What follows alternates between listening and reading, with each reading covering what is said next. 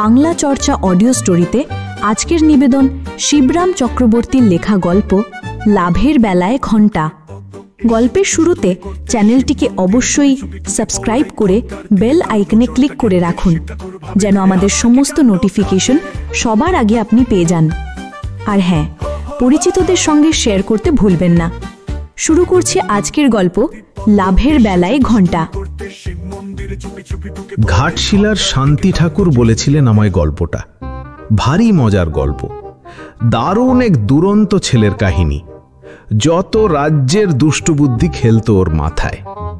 মুক্তিপদ ছিল তার নাম, আর দুষ্টুমিরাও যেন পদে পদে মুক্তি পেত ওর থেকে। আর হাতে হাতে ঘটত যত অঘটন। এই রকম অযথা হস্তক্ষেপ আর পদক্ষেপের ফলে একদিন যে একটা কাণ্ড ঘটল, গায়ের শিব মন্দিরের ঘণ্টাটার ওপর ওর লোভ ছিল অনেক দিনের। শিব ঠাকুরের মাথার ওপর ঘণ্টাটা থাকতো ঝোলানো। শিবরাত্রির দিন ওটাতে দড়ি বেঁধে দেওয়া হতো। ভক্তরা সেই দড়ি ধরে টান মেরে একবার করে বাজিয়ে যেত ঘণ্টাটা। কি মিষ্টি যে ছিল তার আওয়াজ! শিবরাত্রির পর্ব ছাড়া আর কোনোদিন ওটা বাজানো হতো না। কিন্তু শিব ঠাকুরের পাশেই ছিলেন পার্বতী দেবী। তার মাথায় ঝকমক করত সোনার মুকুট। কিন্তু সেদিকে মুক্তিপদর মোটেই নজর ছিল না। মুক্তিপদ তককে তককে থাকতো কি করে ঘণ্টাটা হাতানো যায়। একদিন সে দেখল পূজারী ঠাকুর কোথায় যেন বেরিয়েছে। মন্দির ফাঁকা পড়ে রয়েছে, চারধারে কেউ কোথাও নেই। সুবর্ণ সুযোগ জ্ঞান করে সে মন্দিরের ভেতরে গিয়ে সিঁধুল। কিন্তু হাত বাড়িয়ে দেখে যে ঘণ্টাটা তার নাগালের বাইরে। যদ্দূর তার হাত যায় তার থেকেও এক হাত ছাড়িয়ে ওপরে রয়েছে ঘণ্টাটা। ওটাকে পাড়ার জন্যে সে শিবলিঙ্গের মাথার ওপরে খাড়া হলো। কিন্তু তখনও সেটাকে হাত দিয়ে পাকড়ানো যায় না। আঙুলের ঠ্যাকে, কিন্তু মুঠোর মধ্যে আনা যায় না ঘণ্টাটাকে। ভারী মুশকিল তো। কিন্তু এ কি! শিবের মাথায় চড়ে দাঁড়াবার সঙ্গে সঙ্গেই ঘটল সেই অঘটনটা। স্বয়ং শিব ঠাকুর তার সম্মুখে আবির্ভূত। মুক্তিপদর পদক্ষেপেই দেবাদিদেব মুক্তি পেলেন নাকি? বৎস, তোমার ভক্তিতে আমি প্রীত হয়েছি, তুমি বর প্রার্থনা করো। হচ্চকিয়ে গেছে মুক্তিপদ। ভয় খেও না, তুমি কি আমায় চিনতে পারছো না? চিনব না কেন? তুমি শিব ঠাকুর, দেখেই টের পেয়েছি। পটে দেখেছি তো, পটের সঙ্গে বেশ মিলে যায়। তোর মতন ভক্ত আর হয় না, শিব ঠাকুর বলেন। লোকে আমার মাথায় ফুল বেলপাতা চড়ায়, তুই আমার নিজেকেই আমার ওপর চড়িয়েছিস। তোর সবটাই দিয়েছিস আমায়। তোর মতন ভক্ত আমি দেখিনি। এখন বল, তুই কি চাস? কি আবার চাইব? থতমত খেয়ে সে বলে, রাজা হতে চাস তুই? রাজা? অনেক লোক লস্কর নিয়ে বিরাট রাজ্যের অধীশ্বর হবার বাসনা আছে তোর? মুক্তিপদ ভাবতে থাকে। সে ভারী ঝামেলা। ভেবেচিন্তে সে জানায়, রাজা হতে আমার প্রাণ চায় না। রাজ্যি চালা আমার কম্য নয়। কি করে রাজ্য চালায় তাই আমি জানি নে। তাহলে কি চাস বল? পরমা সুন্দরী এক রাজকন্যে? রাজকন্যে নিয়মে কি করব? কেন, বিয়ে করে সুখে ঘর কন্যা করবি? আর কি? বিয়ে? এখনই আমি বিয়ে করব কি? আমার গোঁজ বেরোয়নি এখনো। তুমি বলছো কি ঠাকুর?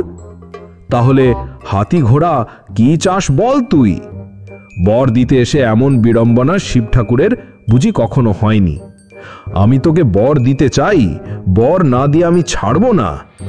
হাতি ঘোড়া কি কেউ চায় নাকি আবার? টাকা কড়ি, ধন দৌলত রাখবো কোথায়? বাবা টের পেলে মারবে না? একবার বাবার একটা টাকা সরিয়েছিলাম, তাইতে এমন একখানা চড় খেয়েছিলাম যে এখনো আমার মনে আছে বেশ। না, টাকা কড়ি আমার চাই নে। তোর দেখছি কামিনী কাঞ্চনে আসক্তি নেই, মুক্ত পুরুষ মনে হচ্ছে। তাহলে তুই কি চাস ভেবেছি? ভক্তি? মুক্তি? সে তো আমার পাওয়া গো। আমার নামই মুক্তি, আর আমার বাবার নাম ভক্তিপদ। ভক্তি মুক্তি তো না চাইতেই পেয়ে গেছি। তাহলে তুই হয়তো চাস, মনে হচ্ছে, ত্যাগ, বৈরাগ্য, তিতিক্ষা। সে তো বিবেকানন্দরা চায়, পড়েছি বইয়ে। আমি বিবেকানন্দ হতে চাই না। ভালো ফ্যাসাদ হলো দেখছি। মহাদেব নিজের জটাজট চুলকোন। ছেলেরা কি চাইতে পারে, কি তাদের চাওয়ানো যায়, কিছুই তিনি ভেবে পান না। নিজের ছেলেবেলায় কি স্বাদ ছিল তার, তাও কিছু তার স্মরণ হয় না এখন। সেই সুদূর অতীত বাল্যকালের কথা তার মনেই পড়ে না আর। কবে যে তিনি দুগ্ধপোষ্য বালক ছিলেন, আদৌ ছিলেন কিনা কখনো, কিছুই তার ঠাউর হয় না। কি চাইতে পারে ছেলেটা, কি পছন্দ হতে পারে ছেলেটার, তিনি খতিয়ে দেখতে যান। তার আর তার টান সমান হওয়ার কথা নয়। আদিকালের তিনি আর সেদিনকার এই ছোড়ার রুচি কি এক হবে? যে বস্তু তার প্রিয়, ওর কাছে হয়তো সেটা মূল্যহীন। ছেলেটা এই বয়সেই কি চোখে ধুব্র ফুল দেখতে রাজি হবে? বিল্ব ফলের জন্যও সাধ করে হাত বাড়াবে না নিশ্চয়ই। মাথায় হাত দিয়ে তিনি ভাবতে থাকেন, কুল কিনারা পান না কিছু। হঠাৎ নিজের কপালের চাঁদে তার হাত ঠেকে। হাতে যেন চাঁদ পান তখন। এই চাঁদ! উচ্ছ্বসিত হন তিনি। এই চাঁদখানা তুমি পেতে চাও নিশ্চয়ই। এমন চাঁদ পাওয়ার স্বাদ হয় না তোমার? প্রস্তাবটা শুনে মুক্তিপদ নাক সিটকোয়। চাঁদ নিয়ে সে কি করবে? মা যেমন খোপায় চুলদের আটকে রাখার জন্য চিরুনি লাগান, শিব ঠাকুর তেমন নিজের জটাজট সামলাতে ওই চাঁদটাকে লাগিয়েছেন। মুক্তিপদর তো ঝাঁকড়া চুলের বালাই নেই, দিব্যি ব্যাগব্রাশ চুল তার। চাঁদকে মাথায় করে রাখার শখ নেই কোমোটেই। চাঁদ না হয়ে চন্দ্রপুলি হলে না হয় দেখা যেত।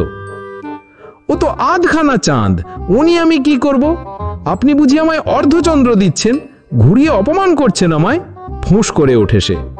আপনি সোজাসুজি বলতে পারতেন, আমার মন্দির থেকে বেরিয়ে যাও। না না, তা বলবো কেন? তা কি বলতে আছে? ষষ্ঠ ব্যস্ত হন শিব ঠাকুর।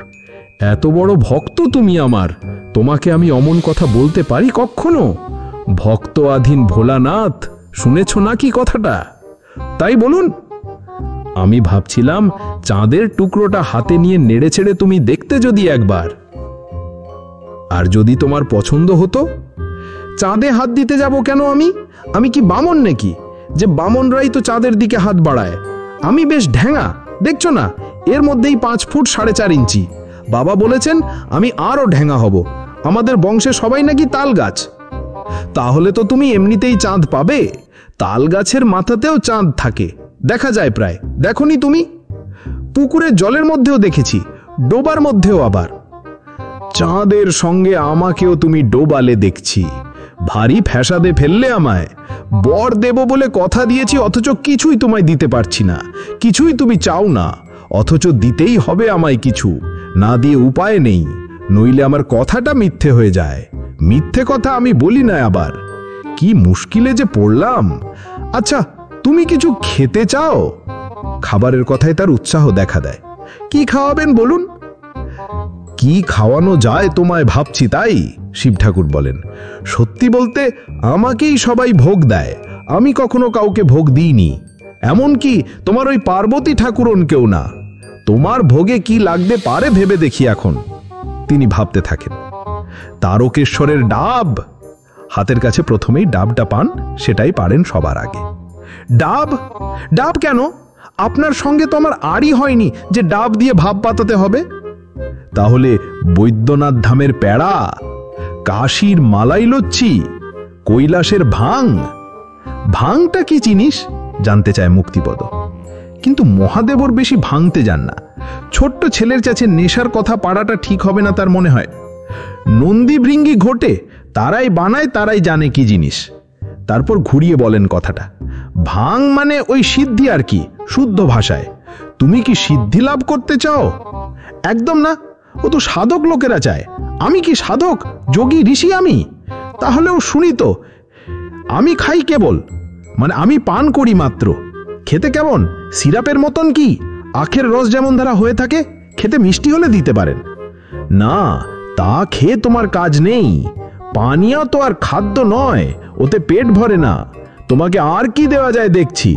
মনে মনে তিনি দিক বিদিক ঘোরেন যে খাবারগুলো তার দিব্যি নেখে দেখতে পান, আউড়ে যান। মালদেহের খাজা খাবে, কৃষ্ণনগরের সর ভাজা, বর্ধমানের মিহিদানা, রানাঘাটের ছানার জিলিপি, জনাইয়ের মনোহালা, পাঁশকুড়োর অমৃতি, নাটোরের দেদমন্ডা। গন্ডা গন্ডা মুক্তিপদ বাধা দিয়ে জানতে চায়, যত চাও, বাগবাজারের রসগোল্লা, ভীমনাগের সন্দেশ, শিব ঠাকুরের ফিরিস্তি আর ফুরোয় না। চাই তোমার, কোনটা চাই বলো আমায়, না সবগুলোই চাও তুমি? আমার জন্য হয়রান হয়ে ঘুরে ঘুরে আপনি জোগাড় করবেন তা আমি চাই না, আপনার হাতের কাছে যা আছে তাই আমায় দিন। হাতের কাছে? ওই পার্বতী দেবীর স্বর্ণ মুকুটটা চাও বুঝি? তিনি দেবীর দিকে হাত বাড়ান। না না, সোনার মুকুট নিয়ে আমি কি করব? ওটা তো পরাও যাবে না, পড়তে গেলে লাগবে আমার মাথায়। তাছাড়া মুকুট পরে বেরোলে পাড়ার ছেলেরাই বা বলবে কি? তাহলে কি চার তোমার বলো তাই? আপনার মাথার ওপরে ওই যে ঘন্টা, ওটাই আমি চাই, ওইটি আমায় পেড়ে দিন। বাঁচালে বলে হাঁপ ছেড়ে মহাদেব ওর হাতে ঘন্টাটা তুলে দেন, দিয়েই অন্তর্ধান হন। মুক্তিও ঘন্টাটা নিয়ে লাফাতে লাফাতে বেরিয়ে আসে। ঘন্টাটা তাকে কষ্ট করে বাজাতেও হয় না, ওর লাভঝাপের দাপটে সেটা আপনিই বাজতে থাকে। মুক্তিপদ এসেছে দুষ্টুমি করতে, শিব মন্দিরে চুপি চুপি ঢুকে পড়ে ঘন্টার দিকে তার নজরটা গেঁথে। শিব ঠাকুর ভাবেন, এ আমার কি কাণ্ড ঘটে।